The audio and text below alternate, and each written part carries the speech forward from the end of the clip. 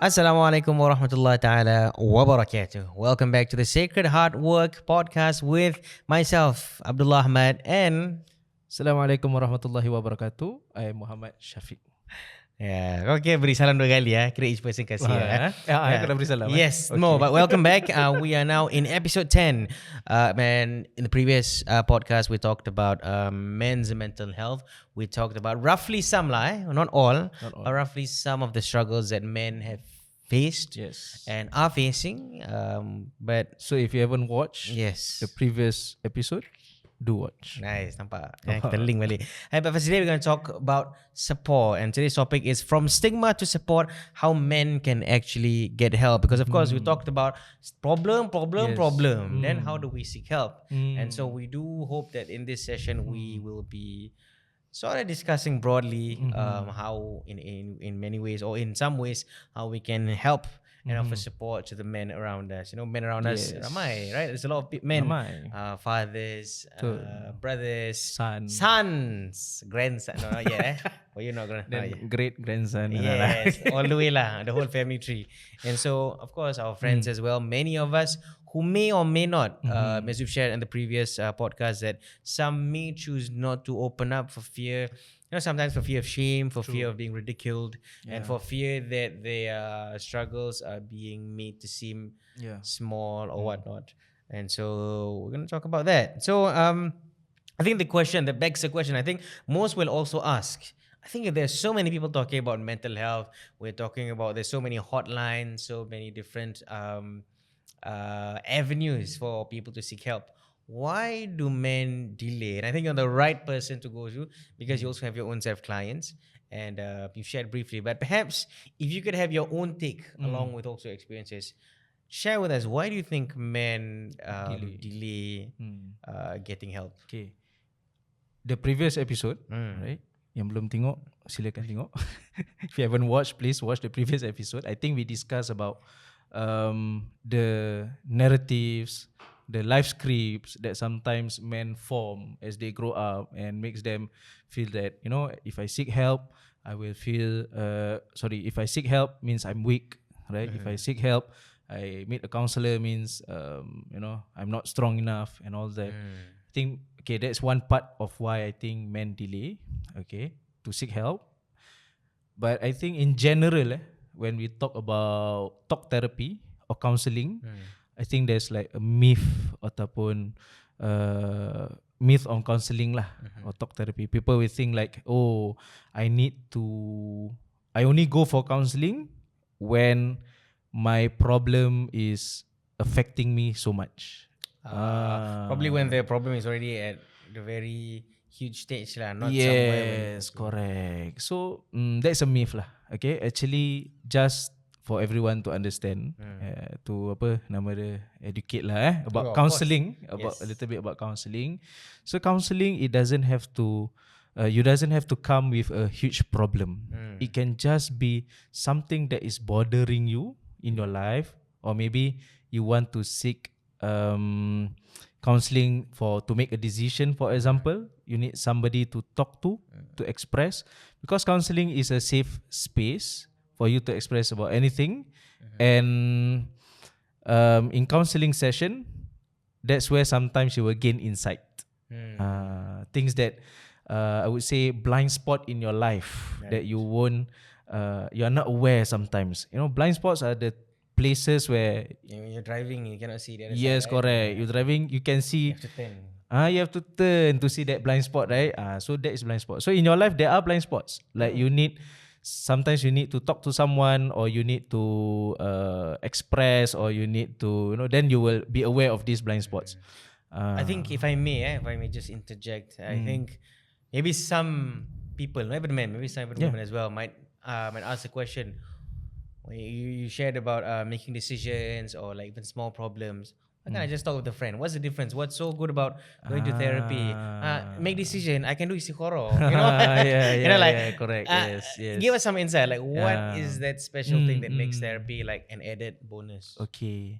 Yes, you can talk to your friends. You can talk to your siblings, the people around you that you think can help you to make decision or move to a certain direction. But if you meet to a therapist or a counselor, they are trained. There is a difference, right? Sometimes counselor or therapist may not give you the answer that you want to hear, but it may be firstly, counselor or therapist, they don't give you answers or they don't make decisions for you, but they can help you.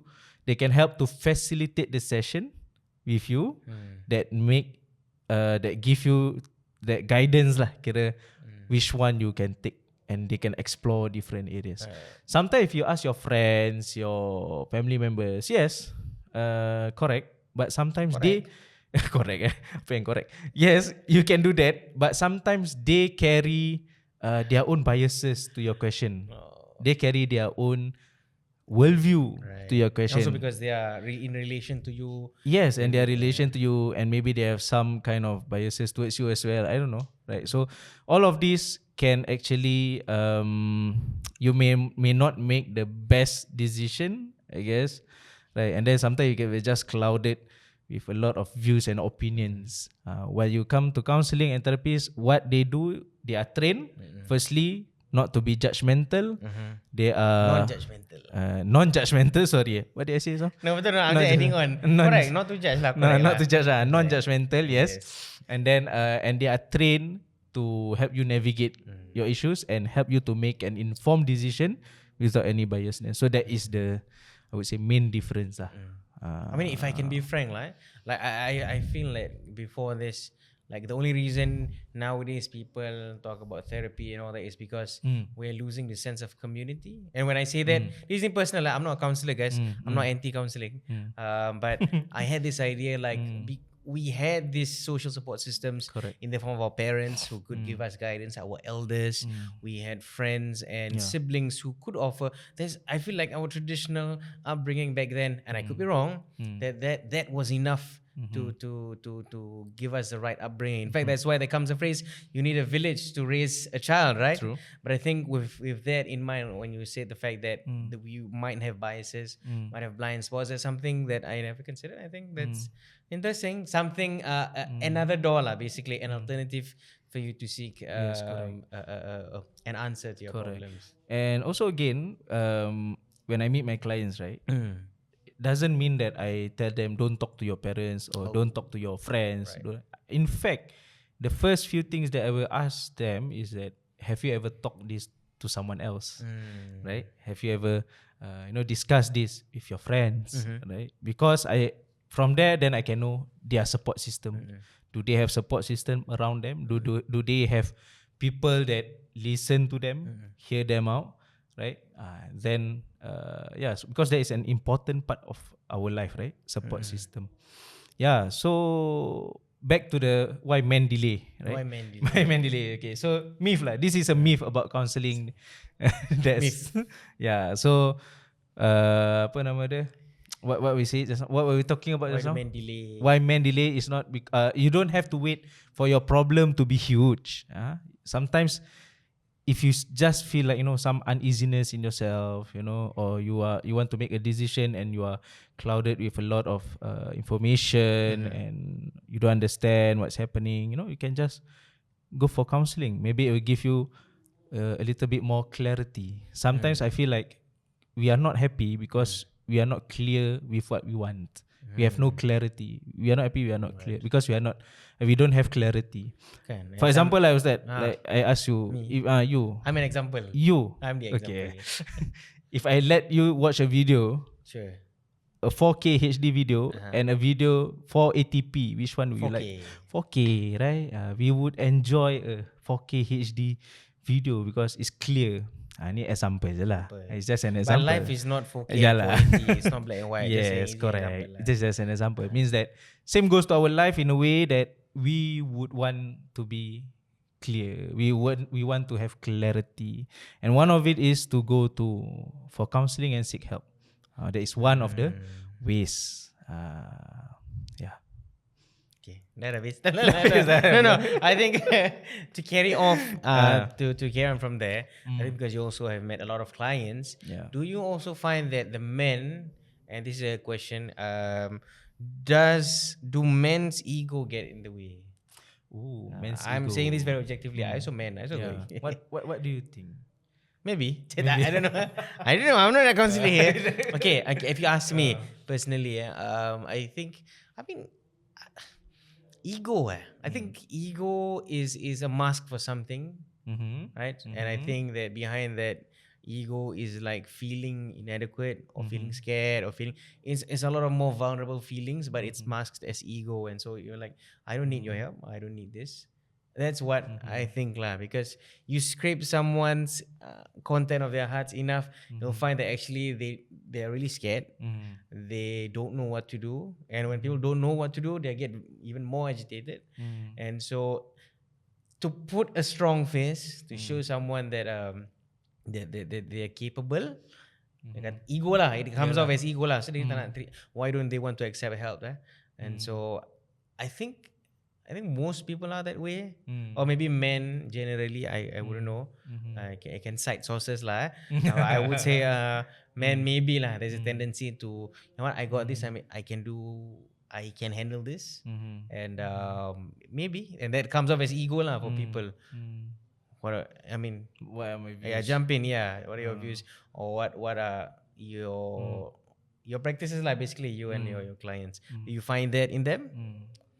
What about yourself? Ustaz? Alamak. Tanya balik. Me? I'm just kidding. Yeah, of course ego. I don't need. I'm a man. Asyik tanya balik gitu lah. Okay, no lah. Ego, yes, I think men carries a lot of ego. Like have this mentality like if I go seek help, right, then my wife know. If my wife know, then my wife will judge me like I'm a weak husband, or like, you know, I'm not capable of handling some situation or hardship in my own life. Then how I want to take care, how my husband can take care of me if he can't even take care of himself, for example, right? And then, you know, sometimes it can also just be, not say ego, but we tend to overthink. And like say, oh, if I seek help, then, you know, when people know that I seek help, I'm weak, then people will look at me a certain way. What's wrong being weak? Yeah. Have you ever asked your clients like, what's wrong with being weak? No, I've never asked that before. I'm just wondering. I'm not putting you on the spot. I'm like wondering, like, is that a bad thing if people you do or people around you think you're weak? What does that make? Actually, it's not. I think it's about how you. Okay, that's the thing. Sometimes we like to think about what others think. So the level of perceiveness, there are 3 levels. Perception. Perception. Sorry. How you perceive yourself, how you perceive others, and how others perceive you. Right? And the most important is how you perceive yourself. If you perceive yourself as a person that is capable, then it doesn't matter what others perceive you as. Right? That's why there's a saying, it's not about the situation, it's about how you perceive the situation. The situation, like I said, we may go through the same thing, but I may feel different. You may feel because of maybe our past experience and how we perceive that thing. Right? So for men, yes, sometimes they tend to overthink, and sometimes, not just for men, generally, we will tend to assume. There's this one unhelpful thinking style that we call it assumption or mind reading, where mind reading means we will assume what others think of you. Like if I do this, later these people will say like this. If I do that, then they will think I'm like this, like that. It's an unhelpful thinking style. Means this way of thinking won't bring any benefit to your overall well-being. Instead, it will make you spiral down lah. You know, you can overthink, and then you will spiral, same lah. You know what I mean lah. I'm just messing with you. Kalau spiral, turn slide down. No lah, okay. So yes, so this way of thinking, maybe in general, it can affect a person, right? And then it will influence how they feel, right? When they think that way, of course, they will feel sad. They will feel, I'm hopeless, you know, I'm weak. Then they will feel down. And after that, it will influence their behavior, right? Then what is their behavior? They won't seek help. They will just isolate themselves maybe. In fact, they may turn to different coping mechanisms, negative coping mechanisms that actually does not serve them, you know, and this behavior will reinforce the thoughts. It will reinforce your thoughts that you see what you think are true, but actually it's not true. Right? So it's a terrible cycle. It's a cycle. It's a vicious cycle loop, you call it. And how you want to break this loop? An intervention need to be done, either through the thoughts or the feelings or the behavior. And one of the ways, you need to seek help through counseling. I think that's why, I mean, before we go to help, I think that's why I wanted to question this concept of ego. Like we see, of course, ego is a bad thing. I think we are conflating it with pride. Just me. I could be wrong. I'm just human, but I don't want to conflate ego with pride. Why I see it that way is pride is kibir lah kan, kita ria and all that. But ego is an emotion, or rather macam an emotion that is hiding something, another emotion. And it's all these things that we talked about, not wanting to feel weak and all that. And most of the time, it takes a lot of time lah, having to get to the inner core of someone, like really get them to be vulnerable. Because, and even in women, in fact, but more in men, I find that when you've gone through something traumatic like breakup or grief or loss, actually breakups are the worst, and you find that they are so much more guarded because they have previously allowed someone inside into really like their most vulnerable state. And then having that very special space being, you know, taken away or messed up, and really messes you inside. And so I mean, for me, why it's important for me to see that way is so we humanize the person. Correct. I mean, it's a human lah, but sometimes you see, oh, there ego, sombong, he's proud, he's prideful, but then that means that takes accountability for you to help them, because like you see it as a okay, this is already a brick wall lah, can't do anything more. But just how we see things, that then allows us to be more compassionate. I guess it's tough lah. I'm not saying it's easy. I'm sure you've had clients that were really very difficult to deal with, can? And so then the next question is, how then do we get them to help? I think maybe if let's say they're not yet ready to go back out and tell people about these things, not even a friend or a spouse or whatnot, how do they help themselves? How do we not say push, but encourage people to seek help lah, especially men lah. Correct. Men. Yes, I think like I said in the previous episode, when I do everything previous episode, really. banyak previous episode actually. Watch guys the previous episode. Okay, so like when it comes to marital, I can what I observe is that the men first session usually very resistance. You know, I can see that they are hiding a lot of things. They hold back. Hiding where? No, they are not literally hiding. Okay, but then they hold back some of the things that they want to express, right? And then second session, then when I meet them separately, then baru sometimes I can see they start to be more genuine. They open up, right? So how we want to encourage someone to go to see help? First, they have to be aware that they have an issue. Sometimes people don't seek help because they are not aware yang dorang ni ada problem, kan? And sometimes they can be in denial. And denial ni means they just deny lah. For example, I tell, I think you're having so and so issue, but no, issue. I'm not. I'm okay. I'm fine. Mana ada kau ni? Then they will deflect the blame to you, right? So try if you have any friends or your loved ones that you see or you see apa tadi you observe that memang dia ada issue kan, dia ada issue. Try to bring that awareness to them first. You know, tell them. Sit down with them, talk to them nicely, you know, you observe certain things, so and then try to encourage them. But remember, at the end of the day, I think the willingness still come from them. You cannot control them, macam force orang, jom pergi, you know, you cannot, kan? At the end of the day, for us, even counselors, we learn that at the end of the day, the willingness must come from the client. We can do only, we can help only to a certain extent to navigate whatever the clients punya issues, but then the willingness must still come from them, and they are their own agent of change. Right. You know, there was one thing our friend shared, Danish. Shout out to Danish. Danish. That was quite a few years back. Yes. And I didn't know there was this. I was think, was this name lah. Basically lah, I didn't know it was macam codified or something. But it's that change comes in stages, and there are there's this stages of change theoretical model. Okay. Just to share with you and also whoever's Yes, listening lah. That first a person goes through the first stage is pre-contemplation. So before even contemplate, that's the current state where they are lah. True. Yeah, if they are facing a problem and they're not even at that stage where they want to take a step. You know, they're just in that spot. And then the next is contemplation, actually thinking about the problem, thinking, is this affecting me? What is the problem itself? What is the nature of this problem? How long has it been affecting me? And then followed by preparation. Correct me if I'm wrong, is this the right stage of change? Okay.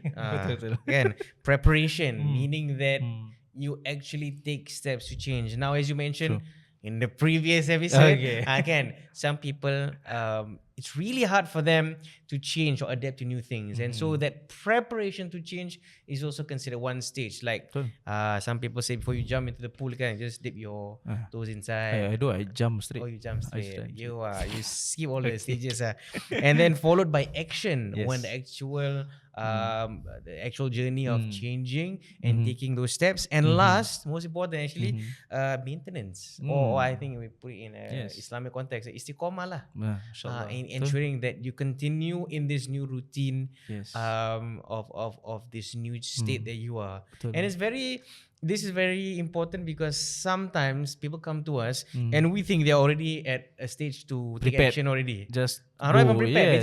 They are giving you steps to act already. Correct. When they are not even in a position to even contemplate. Correct. You know, and this happens. I've had a few friends within the past few years had breakups, and then like obviously we can't tell them macam like, you know what, just move on, like they're not worth it, can.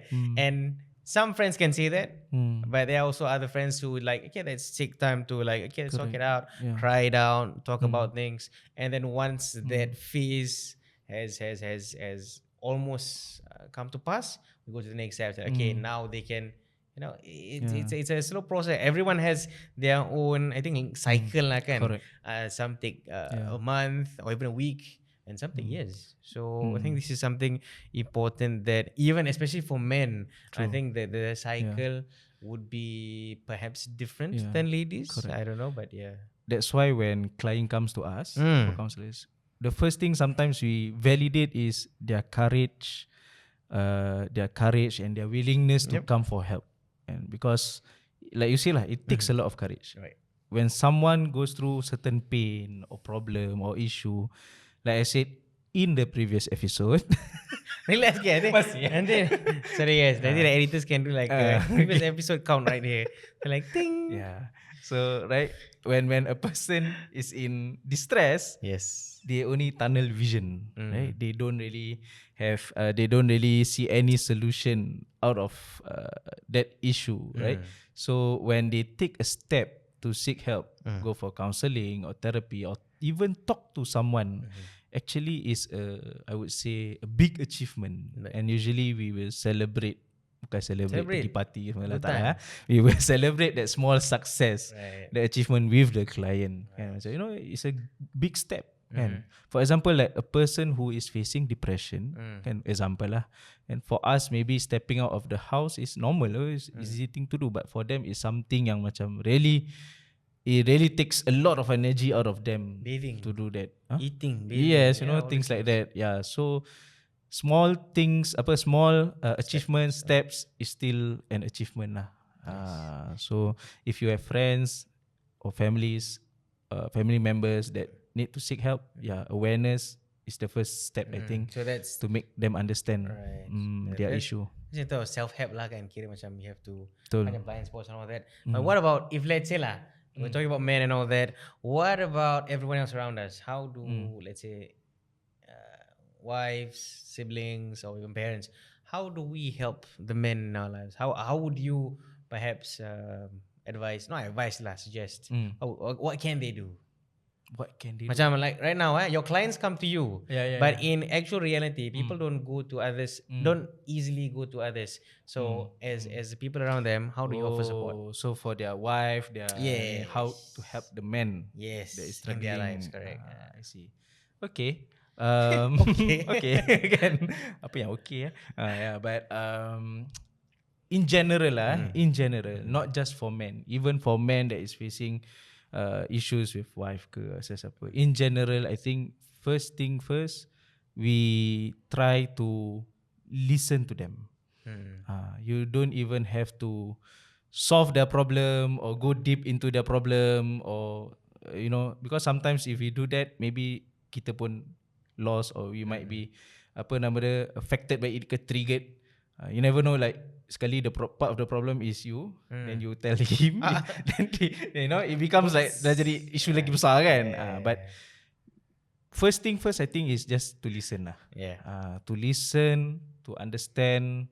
You don't even have to give like solutions ke apa kan, and make them feel validated first. First of all lah. I think that's already a good support as a family members ke friends that you want to help men facing any issues lah. But like I said, this is not just for men, for women ke sesiapa ke. The first thing is you just listen to it.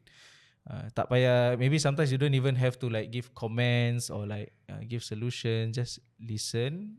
Maybe they just need to express.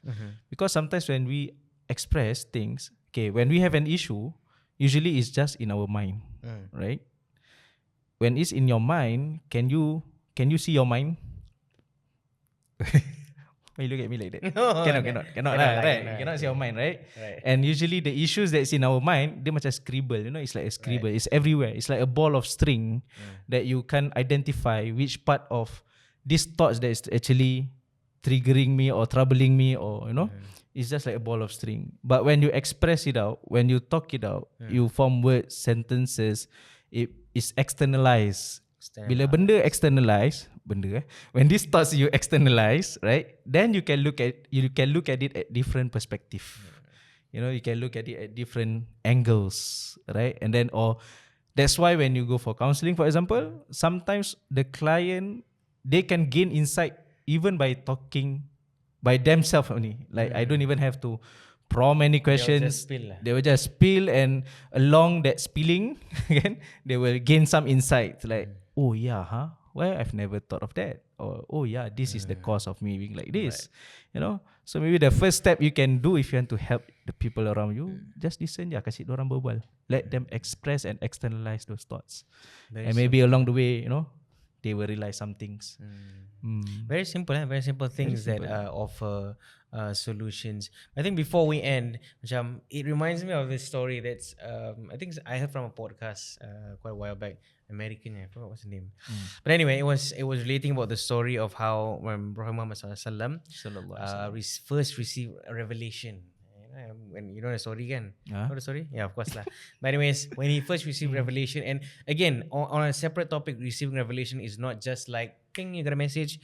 It's really it's a heavy experience. I'll say that because there are times when there are narrations that says the Prophet ﷺ even was sweating and it was a cold night. So macam that just goes to show that it's not something simple that Sayyidina Jibril just gives a letter and then like okay, there's the next surah, tak macam gitu. So this was the first revelation, and so Prophet Muhammad ﷺ, he went back home in a state of like anxious, exasperation. He was feeling, it's a lot of things to feel all at once, that now an angel approached you, revealed to you verses. So he went down and came back home and met with Sayyidatina Aisha, and he sought comfort. And he asked, Zammiluni, cover me with a blanket, right? Because he wanted to regain some composure again. And the good thing, I think the learning lesson that this speaker was sharing was that Sayyidatina Khadijah did two things. One is that during this very vulnerable moment, she reassure the Prophet ﷺ. Yeah. So because he was afraid that what is this? Like, is something happening to me? And she in her words, let me just check. In Sayyidat Khadijah, what she said, God would never forsake you. You uphold the ties of kinship, speak the truth, spend money on the needy, give money to the penniless, honor your guests, and help those beset by difficulty. So she's reassuring him by saying you have these good qualities and nothing like this could happen to you. You know, so she is making space and reminding him that that he is he's a good person, basically. And then the next thing that she did is a very good thing is that she sought help outside. She's not an expert, of course lah. Back then we didn't have counseling, all these things, but she may not know the right person. She may not be the right person to give extra help. She can be a reassurance and be the comfort that Prophet ﷺ would seek. But she then but she then referred macam referral client. She brought Prophet ﷺ to meet Waraqah, someone who was a pious man, to really give him an added reassurance of what this thing was and what this experience meant.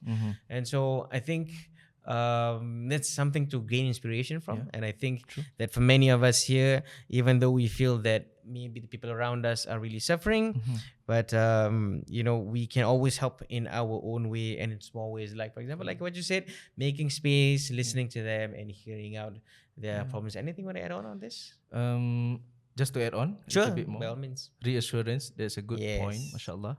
And maybe one more, after you listen, you can try to understand from their perspective. Sometimes we don't really, we look at them based on our worldview, not them, right? So for example, I'm just giving an example. Like for example, you have family members that is having a certain maybe mental illness, for example, and you see them talking, for example, to the wall, right? It's a very, for us maybe it's a very strange behavior, right?